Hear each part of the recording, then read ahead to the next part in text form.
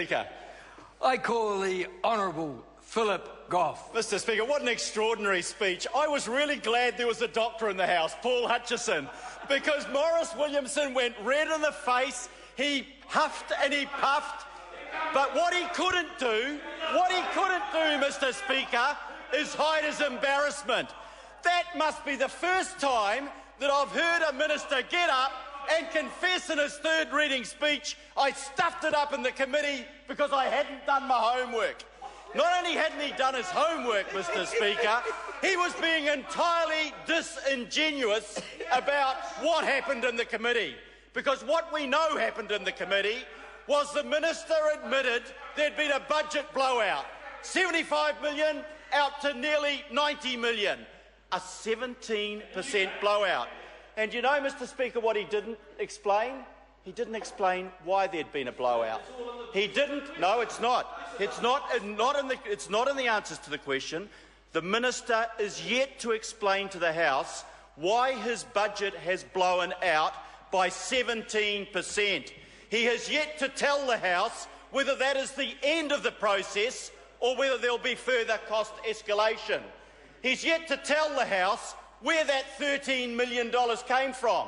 Is that going to be at the expense, Minister, before you go, of the other services that Customs are offering? What happened? The Minister in the House in committee explained one thing. He said there had been two variations that had caused extra cost. Was that an admission that the government was to blame because the government, having set out the plan for IBM, then kept moving the goalposts so that the costs went up? And if that's the case, Mr. Speaker, I'm really worried, because I remember the INSIS program. There's a few others. I think Paul Hutchison was here in the 90s. We're under a national government. The police budget blew out $100 million down the drain, nothing to show for it. And when we did the Select Committee inquiry, this is where institutional memory is quite useful. When we did the inquiry, what did we find? There was a failure of the INSIS program, $100 million of taxpayer money down the drain, because the government kept changing its mind and changing the requirements. And that's just what we heard from Minister Williamson in the Committee of the Whole. The government had changed the requirements. So maybe the government is to blame. It was its incompetence. But then the minister said in committee one other thing, and I've got my notes and the Hansard is there. He said there are contractual obligations and we will hold people to account. Well, that suggests, Mr. Speaker, that the minister was blaming IBM. And my colleague David Shearer asked the question, are they going to sue IBM to recover some of that money?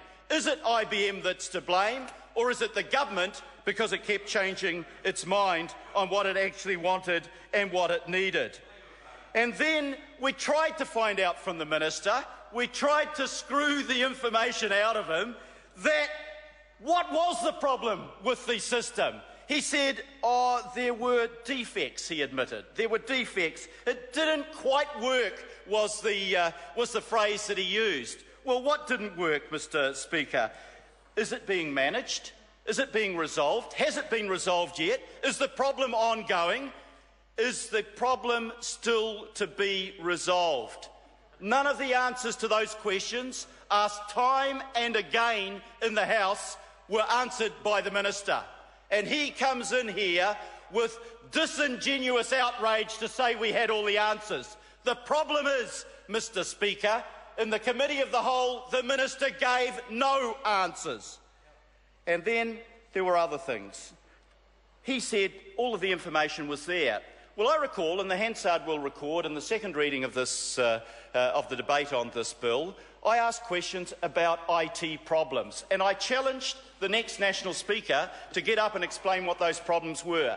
There was silence, Mr. Speaker. Nothing was said. The minister has made no press statement, no public comment about why these problems have existed, how serious they are, and whether they're being resolved. We are yet to hear those answers, and the challenge next sitting day will be for the next national member to explain what has actually gone wrong here. And then the minister came into the House and used the word sneaky. He said, we had accused him of being sneaky. No, Hansard will prove that that is not true, that that is dishonest. It was the minister that said that an honest customs official and an honest contractor were being sneaky by acknowledging there were problems. That's how keen the minister was to cover it up. His first answer to my question was, who told you that? What sneaky person behind a gorse bush, he said, let out that information? Well, I'm glad that Customs and the contractors have been honest about that, because the minister has been anything but honest. It's not the person or persons that said there were problems in the system that were being sneaky.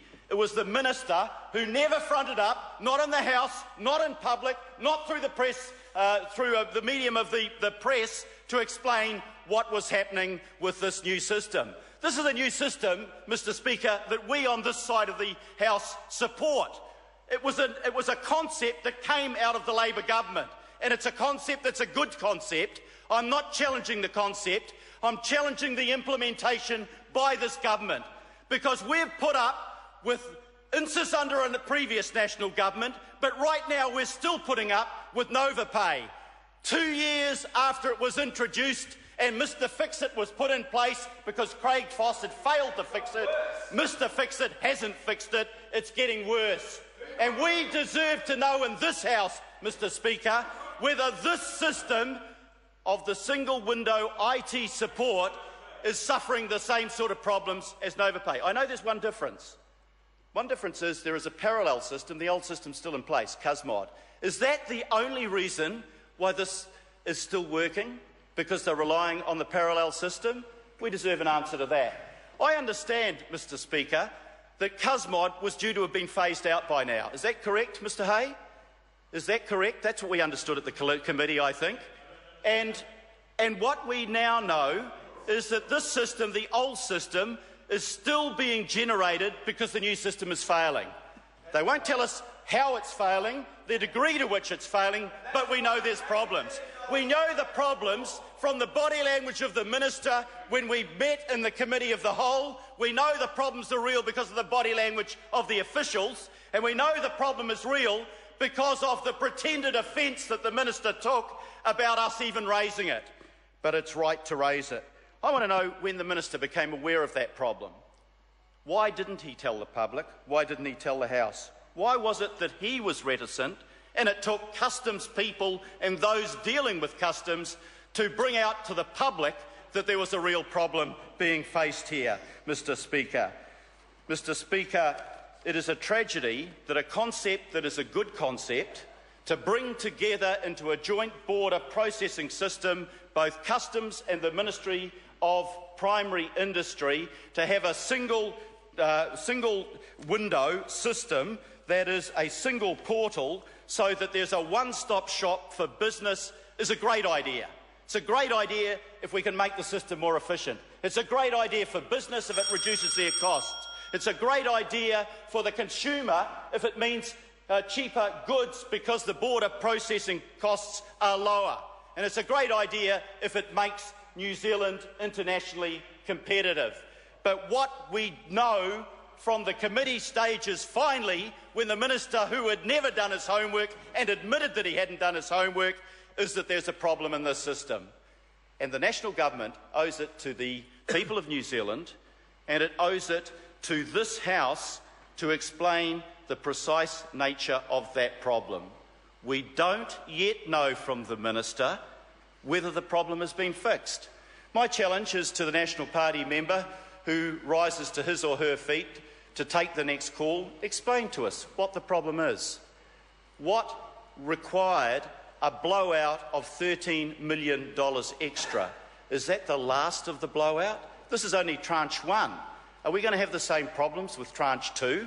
Is this going to be another Novo Pay type episode where the government fails to put in place the machinery necessary to implement a change that is desirable? Because people in New Zealand have had a gutsful of a government that cannot manage its IT system properly.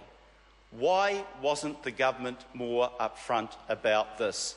Yes, I accept that there was a figure buried in a customs report, Never heard the minister say a word about it.